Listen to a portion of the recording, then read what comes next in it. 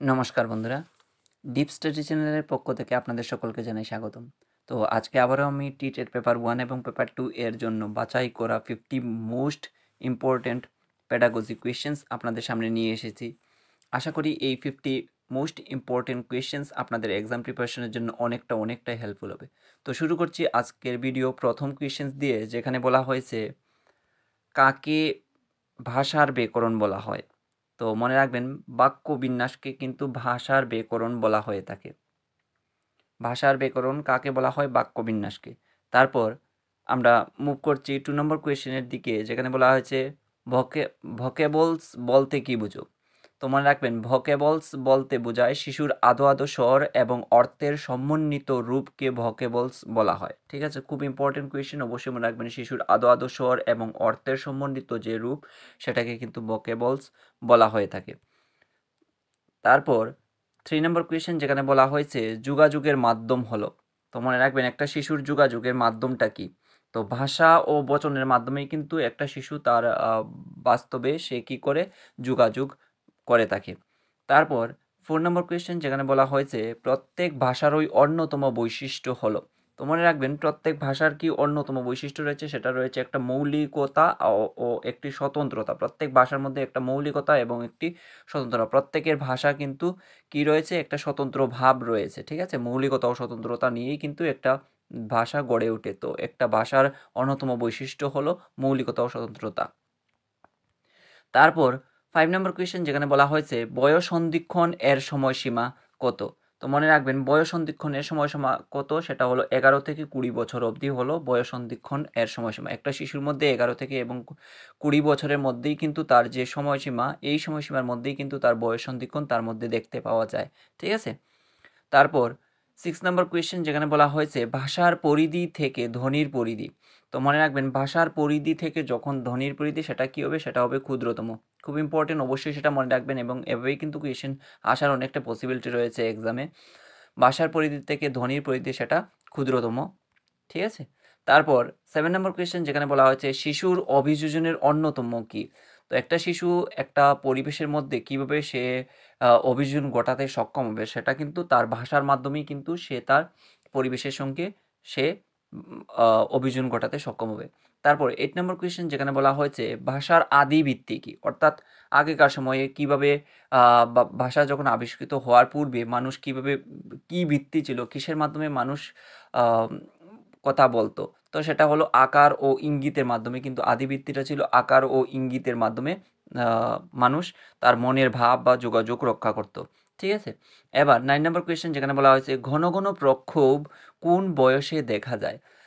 ঘন ঘন প্রক্ষোভ কোন বয়সে দেখতে পাওয়া যায়? সেটা কিন্তু প্রথম বাল্যকালের সময় ঘন ঘন প্রক্ষোভগুলো প্রকাশ পেতে দেখতে পাওয়া যায়। ঠিক আছে, একটা ছেলে কিংবা একটা মেয়ের মধ্যে ঘন ঘন প্রক্ষোভ, সে কান্না করতে পারে, হাসতে পারে, তার রাগ, ক্ষোভ, দুঃখ সবগুলোই ঘন ঘন প্রকাশ করতে দেখতে পাওয়া যায়। সেটা কিন্তু প্রথম বাল্যকালের সময়। ঠিক আছে, খুব ইম্পর্টেন্ট কোয়েশ্চেন, অবশ্যই মনে রাখবেন সেটা। প্রথম বাল্যকালের সময় কিন্তু একটা শিশুর মধ্যে ঘন ঘন প্রক্ষোভ দেখতে পাওয়া যায়। তারপর 10 নম্বর কোয়েশ্চেন, যেখানে বলা হচ্ছে শিশুর অভিযোজনের অন্যতম উপায় কি। একটা শিশু অভিযোজনের অন্যতম উপায় কি? সেটা হলো ভাষা। ঠিক আছে, একটা শিশু ভাষার মাধ্যমে কিন্তু তার কি করে অভিযোজন করে থাকে। তারপর 11 নম্বর কোয়েশ্চেন, যেখানে বলা হয়েছে অধিকাংশ শিশুর ক্ষেত্রেই একই বয়সে একই হারে ভাষার বিকাশ ঘটে, কে বলেছেন?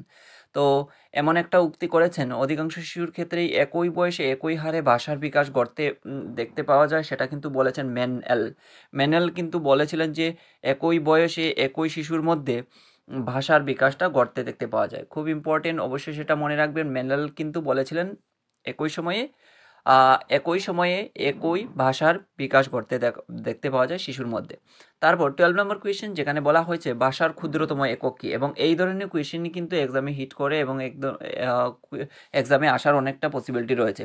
আমরা আমরা কিন্তু যারা পরীক্ষার্থী, যারা টেটের জন্য প্রিপারেশন নিচ্ছি, আমরা কিন্তু ওই জায়গাটার মধ্যে কিন্তু হুচটকে যাই, যেগুলো মানে অনেকটা ভাবি যে ইজি টাইপ কোয়েশ্চেন, কিন্তু এই ইজি টাইপ কোয়েশ্চেনের ক্ষেত্রেই কিন্তু আমরা কি করি, অনেকটা ডিপে ঢুকতে ঢুকতে মানে এতটা গভীরে চলে যাই, যেখানে গিয়ে আমরা ইজি কোয়েশ্চেনের মধ্যেই পরে আটকে পড়ি।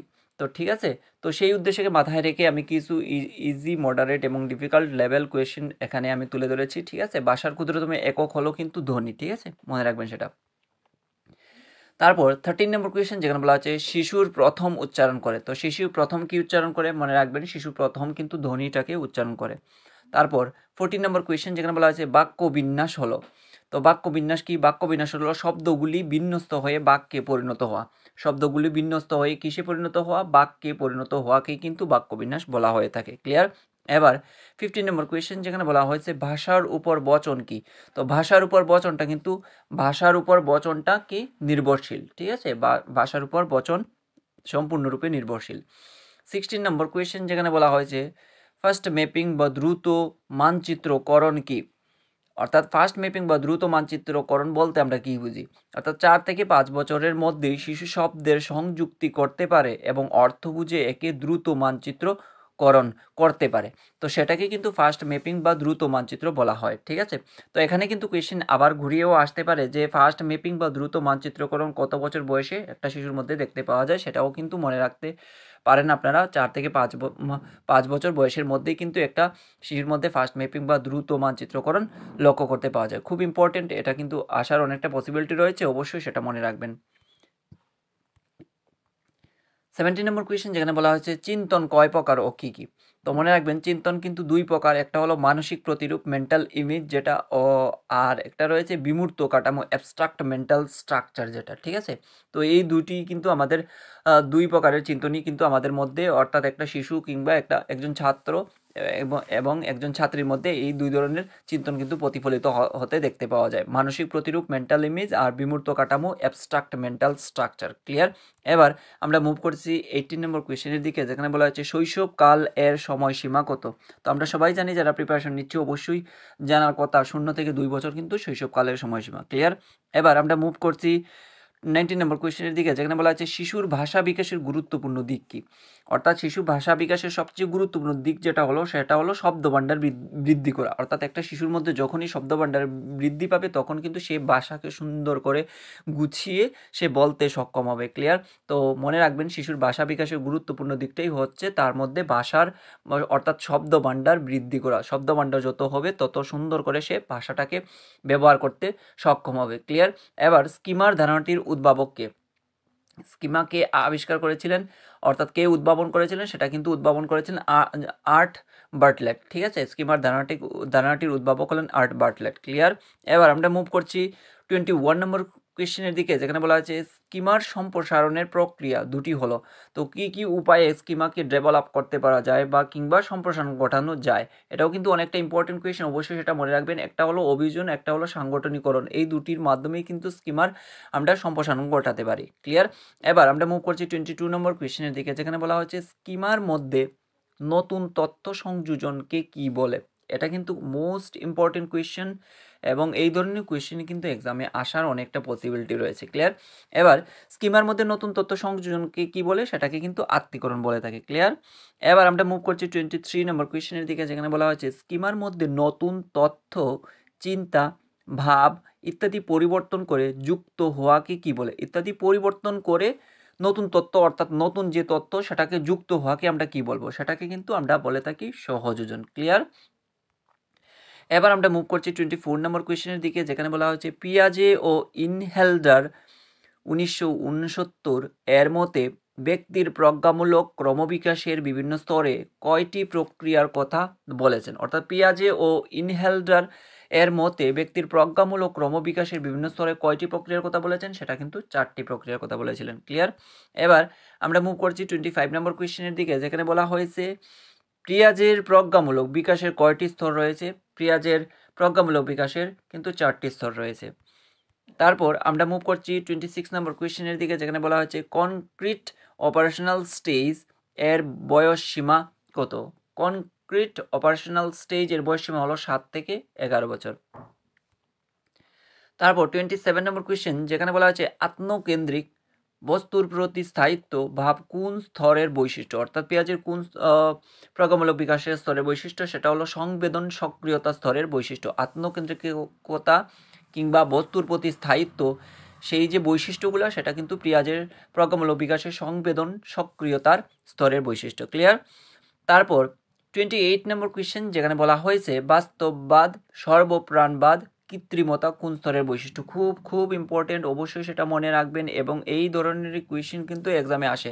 এখানে কিন্তু আমি আপনাদেরকে আপনাদের জ্ঞাতার্থে আমি আরেকটা কথা বলে রাখি। এখানে কিন্তু দেখুন বাস্তববাদ দিয়েও আসতে পারে, যে বাস্তববাদ কোন স্তরের বৈশিষ্ট্য, পেঁয়াজের প্রজ্ঞামূলক বিকাশে কোন স্তরের বৈশিষ্ট্য, বা সর্বপ্রাণবাদ, বা তিনোটাই একসঙ্গে দিয়ে দিতে পারে। ঠিক আছে, তো সেটাও কিন্তু আমাদের মাথায় রাখতে হবে, সেটা কিন্তু প্রাক সক্রিয়তা স্তরের একটা বৈশিষ্ট্য। ক্লিয়ার? এবার আমরা মুভ করছি 29 নম্বর কোয়েশ্চেনের দিকে, যেখানে বলা হয়েছে সংরক্ষণ ক্রমপর্যায় কোন স্তরের বৈশিষ্ট্য। সংরক্ষণ ক্রমপর্যায় হলো পেঁয়াজের মূর্ত সক্রিয়তার স্তরের একটা গুরুত্বপূর্ণ বৈশিষ্ট্য। ক্লিয়ার?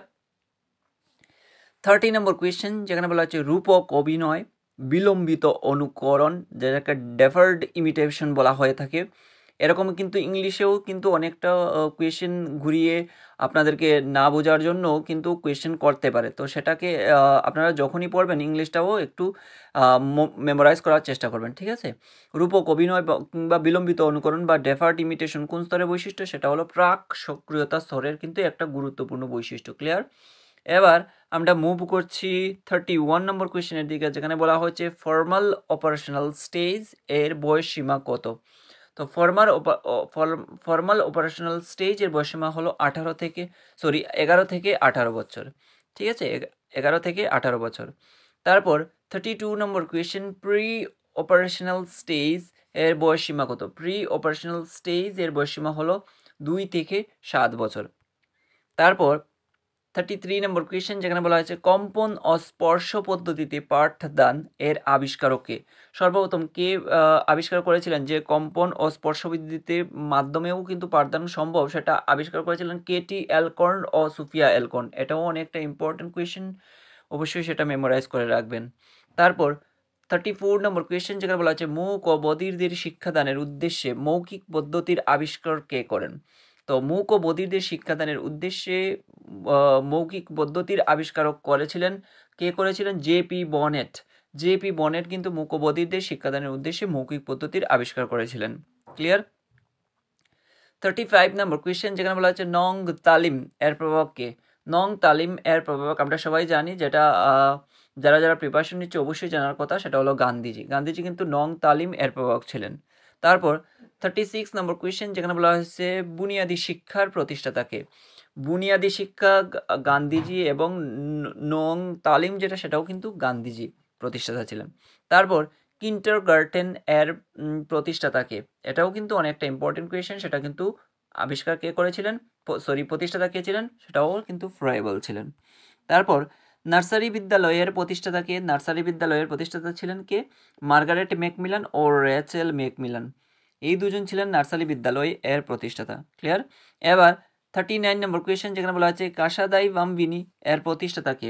কাসাদাই বাম্বিনি এর প্রতিষ্ঠাতা হলেন মাদাম মন্তেসরি।